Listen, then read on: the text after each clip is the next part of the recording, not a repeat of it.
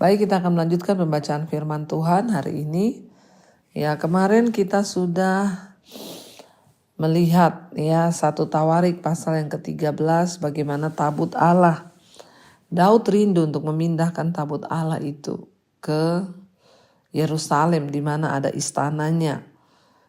Daud adalah satu-satunya raja yang memiliki keinginan kuat untuk membawa tabut Allah itu ada bersama-sama dengan dia. Karena tabut Allah itu berbicara tentang kehadiran Tuhan.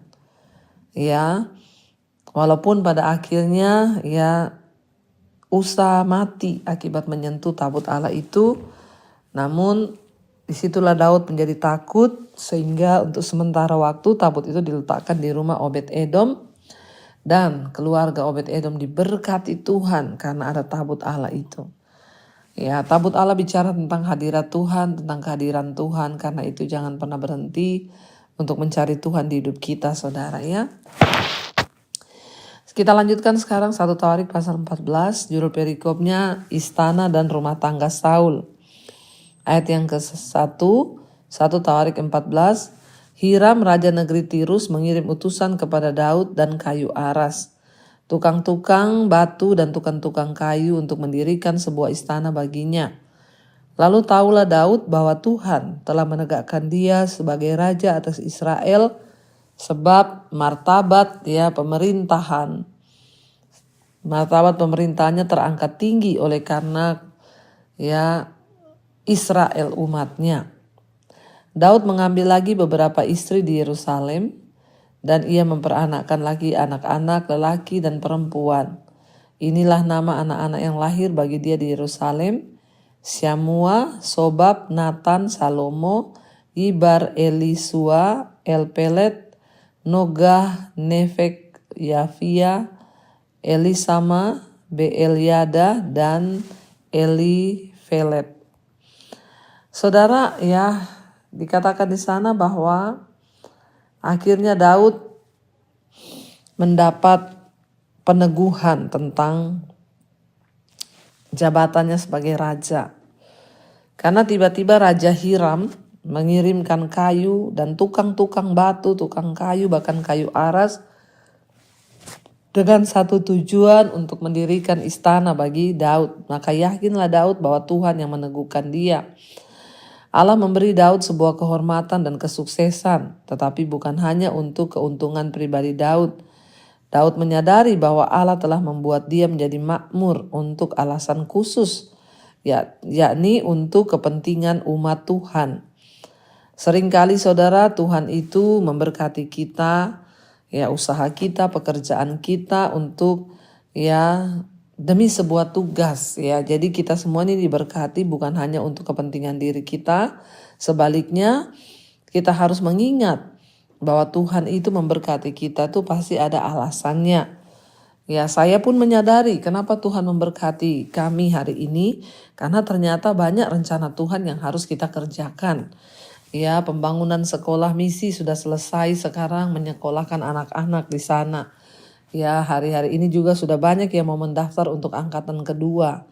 Saya melihat ya ketika saya mengajar di sekolah misi, melihat anak-anak itu ternyata mereka punya kerinduan selama ini untuk menjadi hamba Tuhan, tapi terkendala biaya. Ya, bahkan mereka tidak punya biaya untuk datang, untuk sekolah, dan ya pokoknya ya itulah Tuhan itu memanggil kita. Ini semua bukan hanya saya dan keluarga saya, tapi juga Bapak Ibu diberkati Tuhan tuh pasti karena ada maksud Tuhan. Cari tahu kenapa Engkau berkati kami Tuhan. Untuk apa harta uang yang kami punya. Ingat saudara, saat kita mati satu saat nanti Tuhan akan meminta pertanggungan jawab. Ya, selama engkau di dunia aku percayakan harta. Buat apa harta yang ada di tanganmu itu? Apakah engkau simpan sendiri? Apakah engkau pakai untuk hidup hura-hura demi memuaskan kedagingan dan hawa nafsu? Atau kau pakai untuk menabur, memberkati orang lain ya. Mari kita cek semua hidup kita. Daud menyadari Tuhan mengangkat dia, diberi kesuksesan, diberi harta, semua itu adalah tanggung jawab dari Tuhan yang harus dipertanggungjawabkan kelak. Semua kita, bukan hanya Daud ya. Karena itu mari kita sama-sama hari-hari ini banyak merenung kepada Tuhan supaya kita tahu atasan-batasan di mana kita harus mempergunakan harta kita, uang kita untuk demi tujuan Tuhan terjadi. Kita lanjutkan saudara pembacaan kita ayat yang ke-8. Daud memukul kala orang Filistin. Ketika didengar orang Filistin bahwa Daud telah diurapi menjadi raja atas seluruh Israel, maka majulah semua orang-orang Filistin untuk menangkap Daud. Tetapi Daud mendengar hal itu, lalu majulah ia menghadapi mereka. Ketika orang Filistin itu datang dan mengadakan penyerbuan di lembah Refaim, bertanyalah Daud kepada Allah, apakah aku harus maju melawan orang Filistin itu dan akan kau serahkankah mereka ke dalam tanganku? Tuhan menjawab, majulah, aku akan menyerahkan mereka ke dalam tanganmu. Lalu majulah ia ke Baal Perasim dan Daud memukul mereka kalah di sana Berkatalah Daud, Allah telah menerobos musuhku dengan perantaraanku seperti air menerobos. Sebab itu orang menamakan tempat itu Baal Perasim. Saudara, kita lihat di sana ketika Daud sudah dipakai Tuhan menjadi sukses, dia mulai menetap di istananya.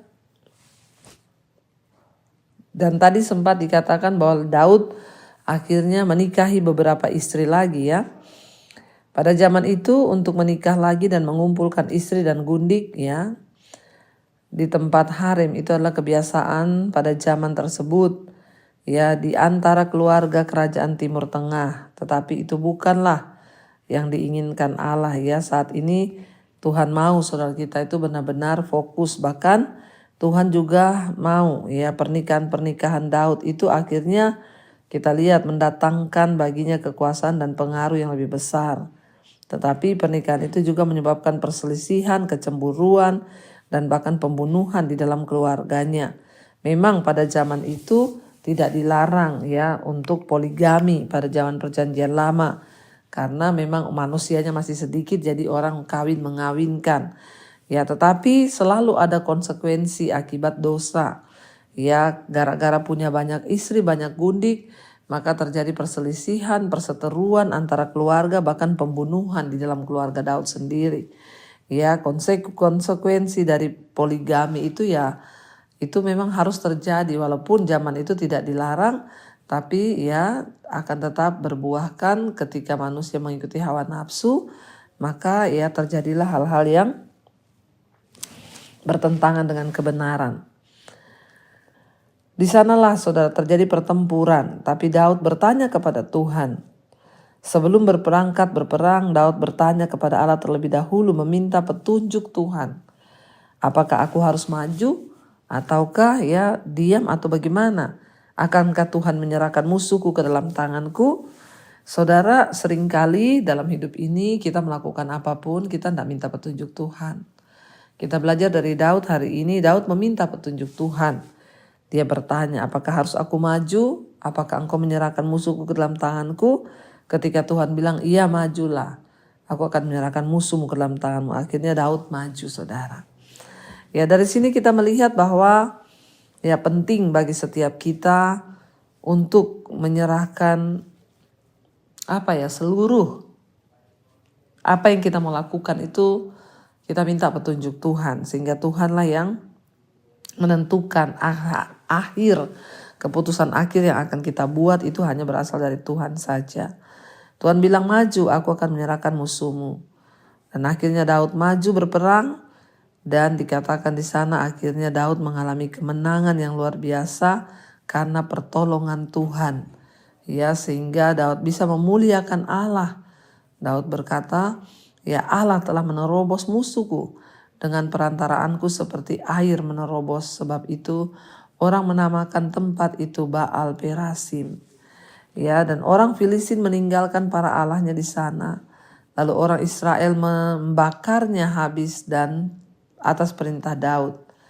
Ketika orang Filistin menyerbu sekali lagi di lembah itu, maka bertanyalah lagi Daud kepada Allah.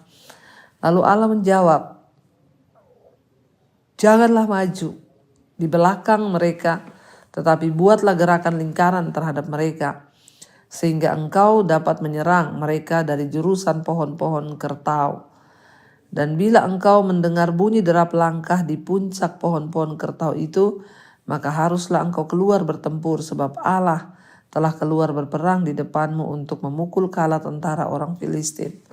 Daud berbuat seperti yang diperintahkan Allah kepadanya, maka mereka memukul kala tentara orang Filistin mulai dari Gibeon sampai Geser. Lalu termasyurlah nama Daud di segala negeri, dan Tuhan mendatangkan rasa takut kepadanya atas segala bangsa. Saudara bayangkan, ya, terjadi lagi orang Filistin menyerbu lagi. Dan Daud bertanya lagi kepada Tuhan, apakah boleh aku maju berperang? Tuhan bilang jangan maju. Tapi Tuhan bikinkan strategi bagi Daud. Rubah strateginya, jangan kau maju berhadapan dengan mereka, tapi buat lingkaran. Sehingga engkau bisa menyerbu mereka dari berbagai sisi.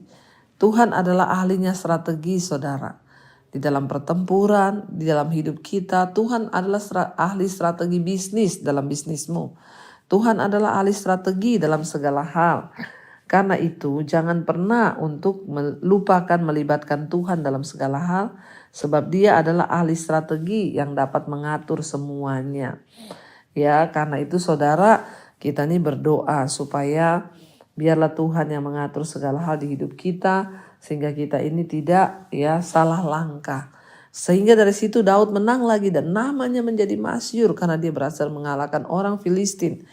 Ya, itu yang begitu kuat selama ini menaklukkan Israel. Lalu dikatakan termasyhurlah nama Daud di segala negeri, dan Tuhan mendatangkan rasa takut kepadanya atas segala bangsa. Akhirnya segala bangsa menjadi takut kepada Daud karena Tuhan memberi kemenangan demi kemenangan. Saudara, wibawa, otoritas, jabatan semua berasal dari Tuhan. Karena itu baiklah kita jangan hanya mengejar hal-hal yang kelihatan, tapi mari kita mulai mengejar perkenanan Tuhan agar Tuhan senantiasa mendatangkan kebaikan di hidup kita. Mari kita tundukkan kepala, kita berdoa. Terima kasih Bapa, kami bersyukur lewat firman-Mu kami belajar untuk menjadi orang yang sungguh-sungguh berkenan di mata Tuhan. Kami tahu segala hal Tuhan dapat lakukan di hidup kami. Engkaulah yang sanggup berperkara, Engkaulah yang sanggup mendatangkan kebaikan. Kami mengucap syukur, menyerahkan semuanya ke dalam tangan Tuhan. Karena itu Bapa, setiap mereka yang sakit, yang mengalami persoalan jalan buntu, Tuhan turut bekerja mendatangkan kebaikan. Bahkan kami berdoa di dalam nama Yesus, biarlah anugerah rahmat dari berkat Tuhan mengalir atas hidup kami. Yang sakit disembuhkan, yang membuat berat Engkau beri kelegaan. Bahkan kami percaya yang putus asa Tuhan beri penghiburan. Mari kita buka hati dan tangan kita di hadapan Tuhan. Terimalah kiranya berkat rahmat anugerah dari Allah Bapa, cinta kasih Tuhan Yesus Kristus, bahkan penyertaan Roh Kudus turun atas hidup kita. Mulai hari ini bahkan sampai kali yang kedua Tuhan Yesus datang kembali menjemput kita. Nama kita tercatat dalam kitab kehidupan. Dalam nama Yesus yang percaya diberkati Tuhan, katakan bersama, amin, amin, amin. Tuhan Yesus memberkati, shalom dan Immanuel saudara.